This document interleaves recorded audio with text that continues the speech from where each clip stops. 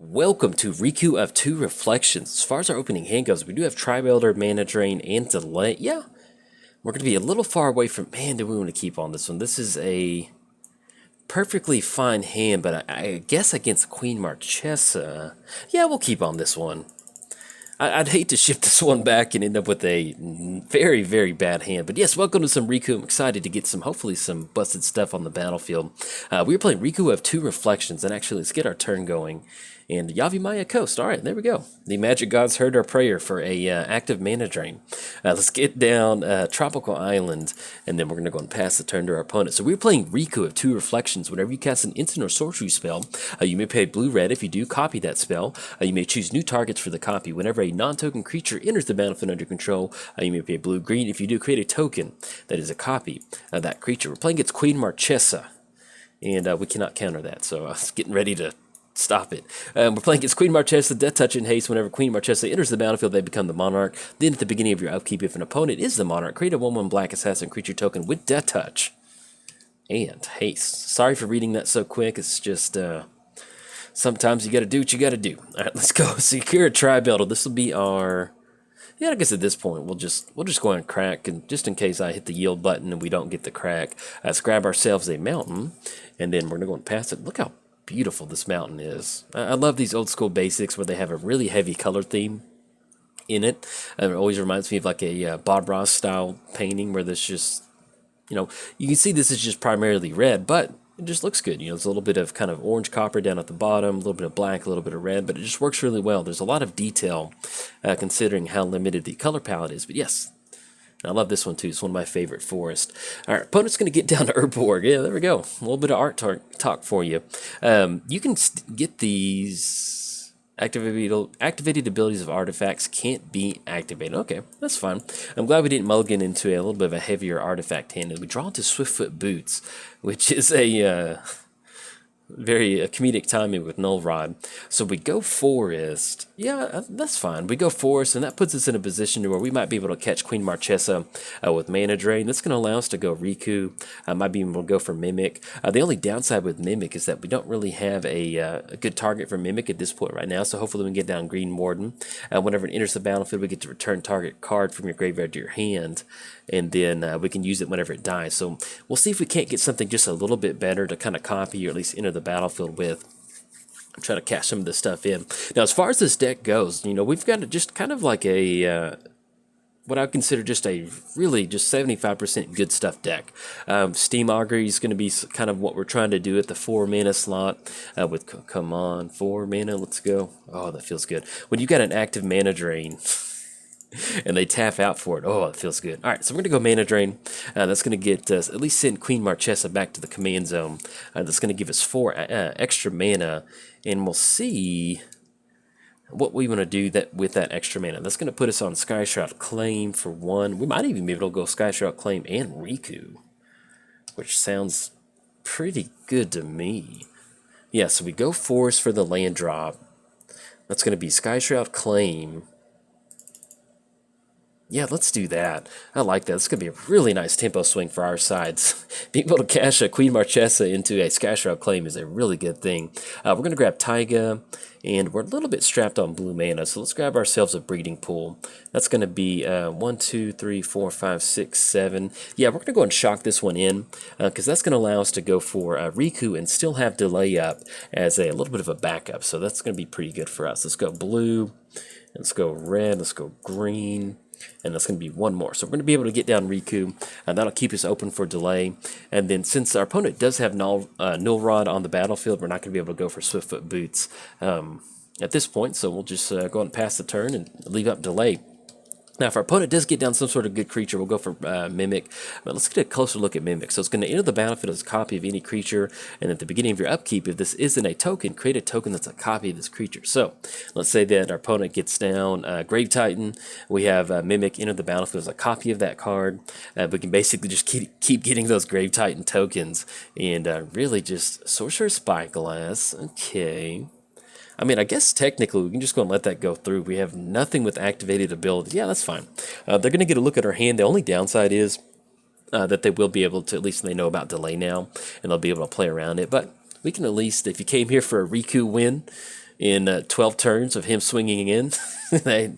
Hopefully we can start doing that swinging in next turn. But and also with delay, this is one of those counter spells that I just really enjoy in Commander, because typically, you know, it's not a hard counter, but being able to counter something, it gets that suspend. You know, typically in 3 turns, you have to put 3 time counters on it, and in 3 turns, you know, that's just enough time to buy you enough time to kind of stop whatever sort of threat that is, or at least kind of anticipate that threat, and then go for that. So our opponent's going to have these boots will not be made for walking at all. We have Null Rod activation and then Sorcerer's Spyglass on Swiftfoot boots. Poor Riku will not be able to get. They don't want to see Riku go for that. All right, so they're going to go for Fire Covenant and pay X life. Yeah, we'll go for delay. That's fine. At least buy us a few more turns to kind of get a little bit of extra action going. Now, what we can end up doing is actually going Green Warden. No, we're not going to be able to pay for that. 1, 2, 3, 4, 5, 6. Yeah, we can actually go Green Warden, and then we're going to be able to return Mana Drain back to our hand, and that'll at least, ooh, or we can go Fierce Empath, and then still make a copy of it. Yeah, I like that. Let's go and push in with Riku first. We're going to be able to swing in for 2, knock him down to 23. And this is what makes Riku so much fun, is that, you know, just getting a Fierce Empath off the top, make a copy of it. Now we have 2 sizable threats to get down. And even if something happens to Riku, you know, it's a ramp deck, so we could just get tons of threats on the battlefield. So, and then we need to, it's going to be blue-green to make a copy of it. So let's go Fierce Empath. We definitely could have gone for Greenborn line of play, grabbing that Mana Drain, but I really like, yeah, let's go Riku. Yeah, it goes into our hand for a second. I got really worried that it was going to go on top, and that would not be good. So let's get this popped out. Let's grab Inferno Titan, which I just love Inferno Titan. Let's go and pay that blue-green. Now on this one, I'm not entirely sure if we want to end up going for Unesh. That will give us a Factor Fiction pile. Yes, we definitely use that ability. Now if we can get Giant Bugface to stick on the battlefield, we're going to get a lot of tokens of it. But I think at this point, if we're playing against Queen Marchesa, I feel better with the Factor Fiction pile. Okay, and since we have nothing else to do, we can at least get Swiftfoot Boots on the battlefield, and everybody can just stare at the Swiftfoot Boots, all the creatures, and be like, man, that'd be nice to have those boots, but we can't wear them. And then we'll go and pass turn to our opponent. But yeah, Giant Bugface. I love that card. That is one of those... Ooh, there we go. My deck list is getting on the screen. Whenever it deals combat damage to a player, we get to create a token that's a copy of it. So you can see where if we get to the point where we have enough mana to cast 7 mana, make a copy of it with Riku, then you start dealing damage, then you have something like Parallel Lives on the battlefield. That's some thumbs up magic right there. Our opponent does love this the purple plains too. That looks so good. Let's see what they're getting down right now. Okay, so they're going to go Kolaghan's Command, 2 damage to Riku, and then target player discards a card. I guess at this point we'll probably get rid of, man, I kind of want to hold on to Green Warden. Now let's say we go Inferno Titan, and then we're going to Mimic, make a bunch of copies of Inferno. Yeah, that's pretty good. I think we just get rid of Green Warden. Yeah, if we're gonna win or create just a really bad problem for our opponent, yeah, because this is kind of like an embarrassment of riches at 6 mana, I think we just get rid of Green Warden. Because really the best thing we're going to be doing with Green Warden is just bringing back Mana Drain.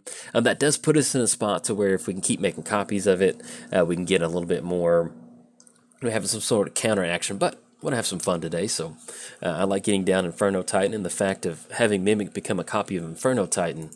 That is some good magic. So let's go and push in for 2. That will knock them down to 21. And it's like Inferno Titan's always the the card that, like, I forget which deck it is. There's a deck that I have Splinter Twin in it, and it's just kind of like, man, I can't remember. But long story short, that's kind of what I want to do for the deck, is get Splinter Twin on Inferno Titan, but it never works out. So that's going to be 1, 2, 3, 4, 5, 6, 7. That's going to be 7 mana. So we can't go Hedron Archive and getting... Yeah, let's just go Inferno Titan. It's going to be 3 damage up top. I like it. And then, once again, if you're wondering, we could have done this main phase, but we can't get boots on there. It's not going to work. And plus, I don't know if the boots would fit on Inferno Titan. Probably wouldn't work out too well. Let's go 3 damage up top. We're going to click OK. Put them down to 19. And if we end up going Mimic next turn, that's going to be another copy of it. we're going to have that nice repeated card source. Now, this does leave us open to some sort of spot removal from our opponent. In fact, let's see the suspend counter. Yeah, so we got one more suspend counter, and they can cast it to pay a little bit more life. But once we have Mimic enter the battlefield as a copy of Inferno Titan, we'll see how much life they want to play because with Fire Covenant it deals X damage among any number of target creatures. So that's going to be 12 if they want to take care of Mimic and Inferno Titan. But we'll see if they have a board wipe this turn or something. They've only got 3 cards left in the hand, so hopefully, fingers crossed, they don't. But that'll be some good Magic if we can getting down Mimic. Now, and also, if you want to play Magic Online and you want to build Riku, Riku is one of the most powerful commanders that you can build online and just super cheap. You just toss in a ton of ramp spells. I think I built like a $5 Riku deck. I don't know if I've technically recorded a match with it, but you can build Riku for like $5 and it is dirt cheap and is a tons of fun to play. And there is some, I don't want to sound doom and gloom, but like there are some, the player base on Magic Online has certainly gone down since Arena has come out. But my big thing is I always see a lot of people say, well, how much does Arena cost? I mean, how much does Magic Online cost? And, like I mentioned, you can build some really good decks for in the $5 range and have a lot of playtime. And if you think about it this way, like, you spend $60 on a video game, $60 worth of Magic cards, especially online with the card prices being really low, you just have that repeated commander source. That's definitely going to buy you the basics of commander decks going forward, and then you just pick up a few cards here and there. And what happened? Fiery Confluence more than once. Okay. All right, so we ended up getting our Fierce Empath is taken care of, but we're going to go for Mimic because it's going to enter the battlefield as a copy of Inferno Titan. And can we deal that damage? Yeah, we can deal that damage to Chandra. So we'll see if we're going to end up taking care of her. Probably be better if we get her off the battlefield. We go, and I think with Catacombs, that's going to be 1, 2, 3, 4, 5, 6, 7, 8. 4 from Hedron Archive. Yeah, that's going to be just enough to go for that. So let's go Hedron Archive. And since we are at 23, we don't necessarily, we don't really need the to crack the fetch just yet. We'll try to preserve a little bit of our life total. All right, so we go Hedron Archive, and we're doing, oh, duh. I was trying to get ahead of myself. That's one of the downsides about doing commentary is that you get ahead of yourself. I forgot we had the Null Rod out there. Well, at least we'll be able to take care of Chandra. That is that's a bummer. Sorry about that. Because then that puts it perfectly for the Fire Covenant. At least we can go Unesh and have Mimic enter the battlefield as a copy of Unesh and get a few extra copies of it. Let's go and swing in. I feel silly now. We're going to swing in at Chandra, and we'll at least deal that 3 damage up top. So let's go and send 3 damage to our opponent, and then we're going to be able to take care of Chandra. Yeah, man, that was a... Because see, that's the other thing when you're recording... I get a lot of comments about, well, why didn't you do this turn where you could have gotten down the mana rock and you could have done this, and a lot of just sequencing things that I could have done better. So my brain's always just clicking in different ways, and so unfortunately that didn't happen. So anything else, we'll go ahead and pass the turn of our opponent. But mistakes happen, and that's what makes Commander a game, that you learn from your mistakes. So now here's the downside. They're going to have Fire Covenant. They're going to be able to go for this. If they want to pay some extra life, they certainly can. They're going to have to end up going for 6 life off of Inferno Titan. That will put them down to the 8 range. We do have a full 4 flyer in the air. It looks like they're probably running out of gas, which is perfectly fine with us. So that's going to make this Unesh just a little bit better.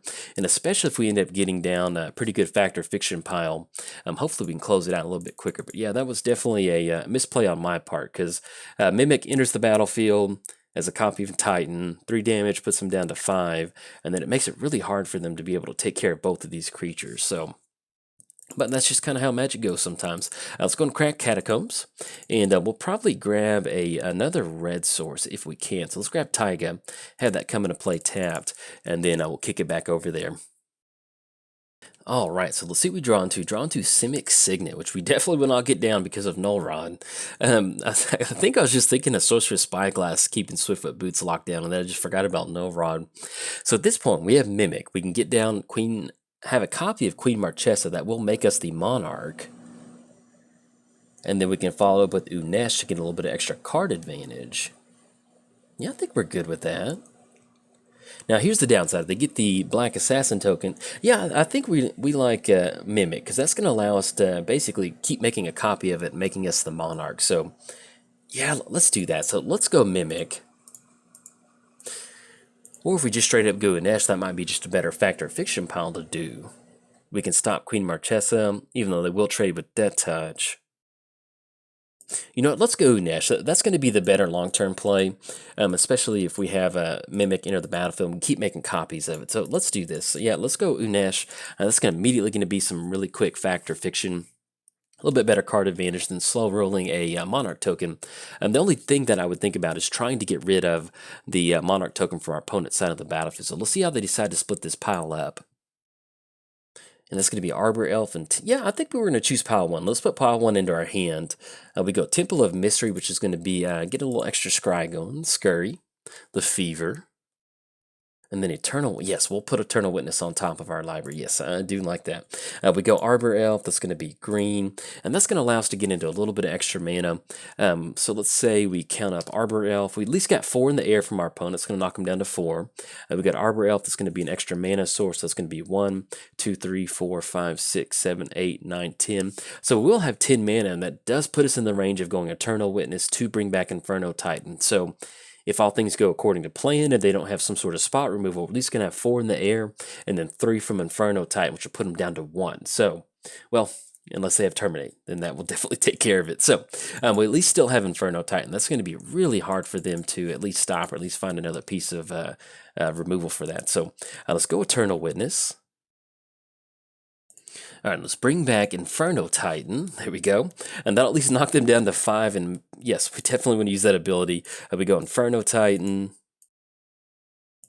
And we're going to send that 3 damage up top. Now, that does still give them the Monarch token. We could have maybe done the 3 damage to Queen Marchesa and swung in with Arbor Elf. But I just really like forcing the issue of them having to block Queen Marchesa, because at least next turn, let's say that they don't have some sort of board wipe or spot removal. We swing in with Inferno Titan. That's going to force a block with Queen Marchesa. That'll be 3 damage up top. Put them down to basically 2, and then Mimic entering the battlefield as a copy of Inferno Titan. Oh, bummer. Council's Judgment. Okay. And the only downside to Council's Judgment is that does, let's see who, I'm pretty sure they vote, yeah, we'll vote for Inferno Titan too. And that's going to exit. The only downside is that does exile them. So now what we can do is we can have Mimic become a copy of Eternal Witness. That'll certainly allow us to keep bringing stuff back out of the graveyard and really kind of progress our board state. So, and then don't want to forget about Riku. I'd like to get him down, but there's just a lot of times, you know, opponent's life total's down pretty far. We want to see if we can't, Ancient Tomb. All right, so we go Ancient Tomb. That's going to be 1, 2, 3, 4, 5, 6, 7, 8, 9, 10, 11, 12. Riku's going to be 7, which is going to put us at 5. Yeah, and I think at this point we just go Mimic on Eternal Witness. I mean, that's going to allow us to keep bringing stuff back. We can end up going for Green Warden or simply just bring Unesh back, which I think is going to be pretty much what we're going to do. So let's get Unesh down, or let's go for Mimic. And we're going to make a copy of Eternal Witness. Let's bring back Unesh back to our hand.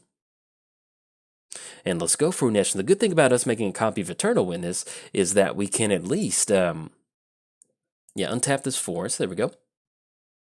That's going to allow us to basically just kind of grab whatever sort of Factor Fiction pile that our opponent did not give us. So let's go for Unesh. It's going to be 1, 2, 3.